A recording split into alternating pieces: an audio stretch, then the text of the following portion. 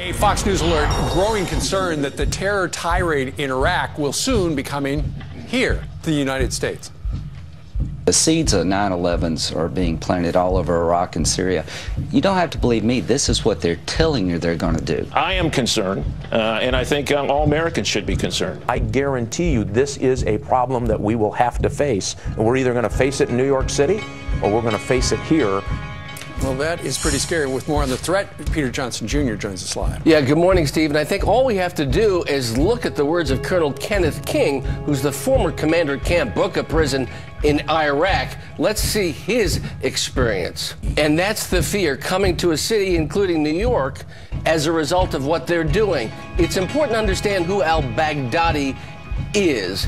He's got a PhD in Islamic studies from Baghdad University. He's considered one of the most brutal leaders in the world now. His nickname is the Invisible Sheikh. He was detained at Camp Bucca, as you know, and then pushed out of al-Qaeda in 2013.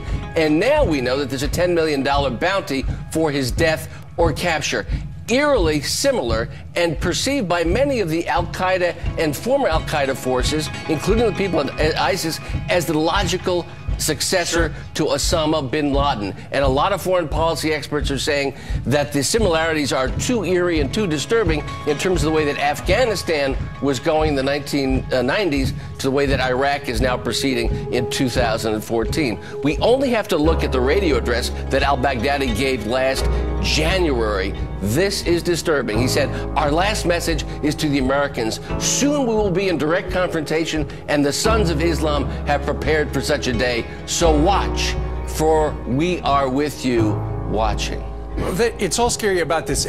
So that's the guy who's running ISIS right now. This is the same guy we had in prison, and now and let him loose. And released, and allegedly made a threat at the time that he left Camp Bucca. Then we need to be on the defensive and the offensive to ensure safety in our cities. It's a continuing battle in this war on terror. We are also learning more about the leader of this terror group, a man described as the new bin Laden, the heir to bin Laden. It turns out he had been in U.S. custody until 2009 over in Iraq, when he was then handed over to the Iraqi government as part of our troop drawdown. And then he was released. Now he has led this effort to create an Islamic caliphate, a nation state ruled by harsh, radical Islamic law, and dedicated to killing, quote, non-believers and spreading its power as far as it can. Ken King is the former commander of the prison where that man was held until his release in 2009. Ken, thank you so much for being here. The most disgusting, vile terror group we've seen in recent history. Well, Jeff, the group's mysterious leader is a man known as Abu Bakr al-Baghdadi. He is so elusive that we only have a couple of grainy photographs of him. But al-Baghdadi now commands several thousand men in Iraq and Syria, where he's trying to set up a state based on Islamic law. Al-Baghdadi is so feared that some people have dubbed him the new Osama bin Laden, and the US government has placed a $10 million bounty on his head. And here we go again. Every few years, the US government props up a new boogeyman for the masses to fear. And so the latest corporate mainstream media, terrorist propaganda, deception is in full swing. And this time it is in the form of a group called ISIS, which of course has deep occult meaning. What we are seeing here is another psychological operation being thrust on the masses to instill fear and tug at the heartstrings of every individual still stuck in the corporate, elite, government-owned mainstream media paradigm. As we have seen in the past, the shadow government, elite, and mainstream media is able to propagate blatant lies and propaganda in order to create a fictional villain and enemy of America in order to achieve their New World Order agenda. Time and time again, over the past decade, the so-called terrorist group known as Al-Qaeda has been proven to be a creation of the CIA and continues to this day to be operated by the same forces. They have proven to be nothing but fictional boogeymen, along with Osama bin Laden, aka CIA asset Tim Osman. Among researchers and activists over the years, it is common knowledge that the bin Laden death was a hoax. The mere fact that the US government has never provided any evidence whatsoever proving his death should speak volumes as to the legitimacy of the Great War on Terror and the idea of terrorists in general, and also 9/11. Bin Laden and Al-Qaeda is a fictional villain in the game of war by deception, and so is this new group called ISIS and its leader, Abu Bakr al-Baghdadi. This so-called extremist group will likely be the scapegoat in the future false flag operation that will lead to another war. As we can see, the next 9/11 false flag fear-mongering is in full swing, and the usual culprits pushing this fear campaign is present as well. Republican South Carolina Senator, New World Order puppet and agent of evil, Lindsey Graham, is one of the key figureheads of this operation and agenda. Graham made his first fear circus go around in 2013 when he sounded the alarms of America being nuked. After Obama's State of the Union address, he stated, quote, "The world is literally about to blow up," end quote. He was then used to push the fear propaganda for the Syria operation that was no doubt meant to start World War III. He was a key mouthpiece that pushed for Syria intervention, which was proven by thousands of activists throughout alternative media and social media networks to be a complete lie, which is why intervention was so widely protested, thus why the Syria operation failed. Graham publicly stated, quote, "The United States could suffer a nuclear attack if it did not contain Syria's chemical weapons program," end quote.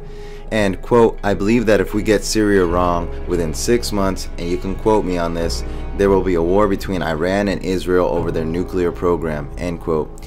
And last but not least, Graham told a crowd in South Carolina, quote, "My fear is that it won't come to America on top of a missile, it'll come in the belly of a ship in the Charleston or New York harbor," end quote.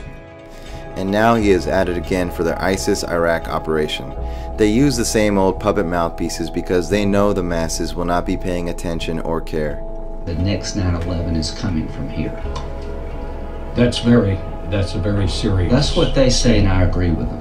You think that we could have another? Oh, I think it's inevitable. He told me and the soldiers that were around me, "I'll see you in New York." That is just chilling. This man, Abu Bakr al-Baghdadi, has his eye on New York and his intentions are evil.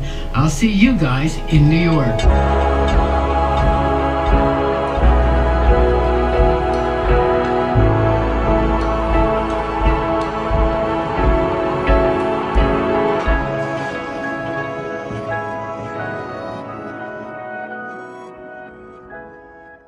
Yes, the fear-mongering, mind control, corporate mainstream media, this is how they do it. CNN, of course, terrifying execution images in Iraq, terrifying, terrorists. See, these are the same old words.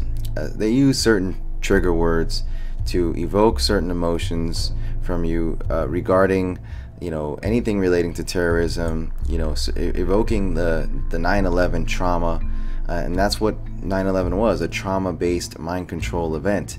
Now they can control the minds of the masses since that event, from that event, moving forward until they reach their goal. They can literally control your mind and play you like a fiddle with every event and every story that they put out using certain words.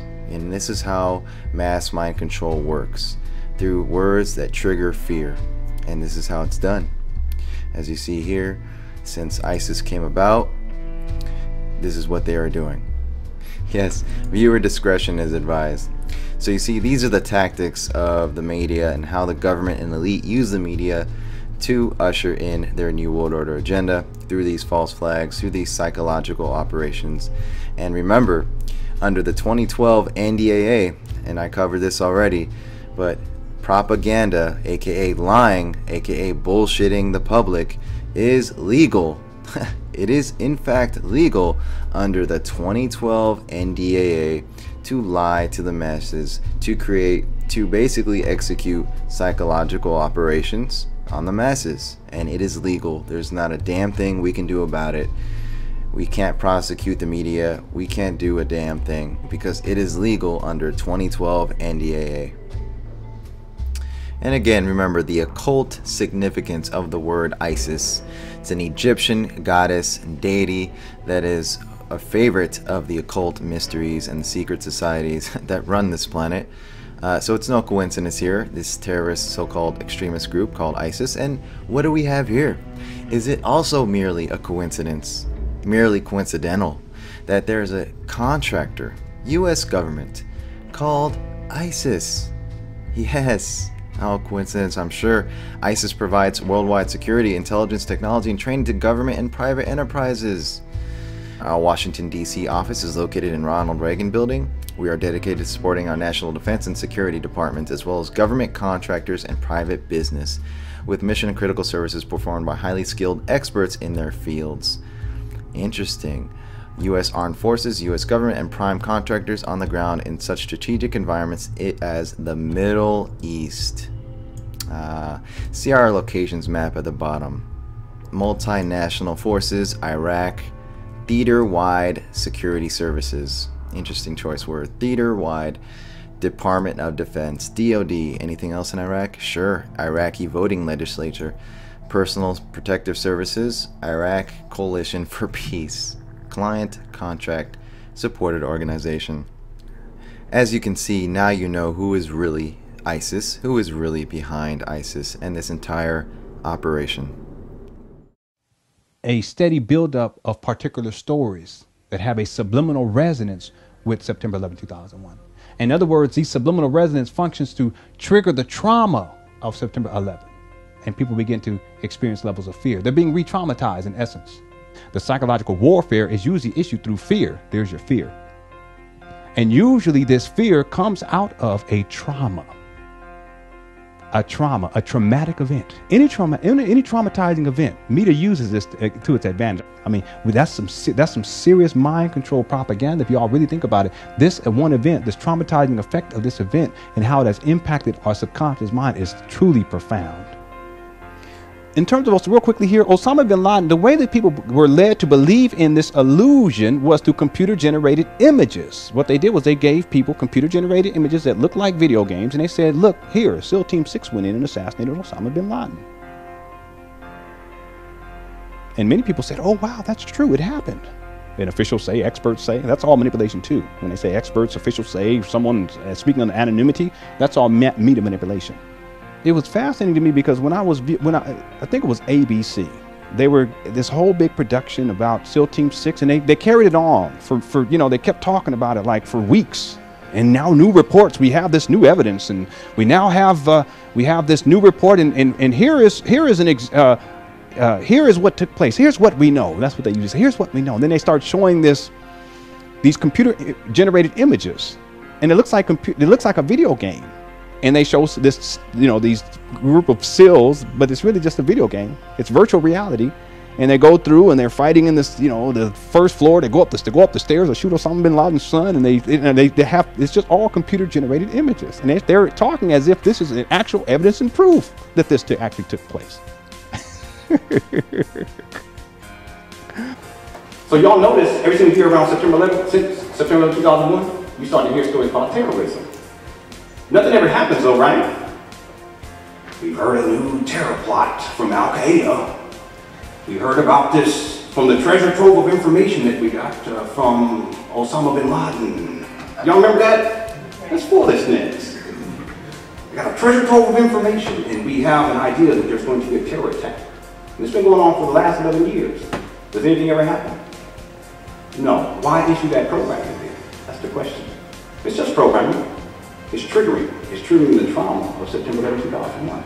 So this date is important because it ties Osama bin Laden to September 11. When people say September 11, or when they say Osama bin Laden, there's a subliminal association that's made between the two. Because Osama bin Laden is said to be the mastermind, supposedly, of these terrorist attacks. There's 4 things I have to say before I move on. 4 points. There's 4 stages to this. Number 1, trauma. So in the case of my grandmother being killed by a drunk crowd, that's the trauma. Out of the trauma comes forth fear. Out of the fear comes forth the externalization of power. And out of the externalization of power comes control. Y'all got that? Let's superimpose September 11, 2001. Same process applies. You ever have that feeling where you're not sure if you're awake or still dreaming? I know exactly what you mean.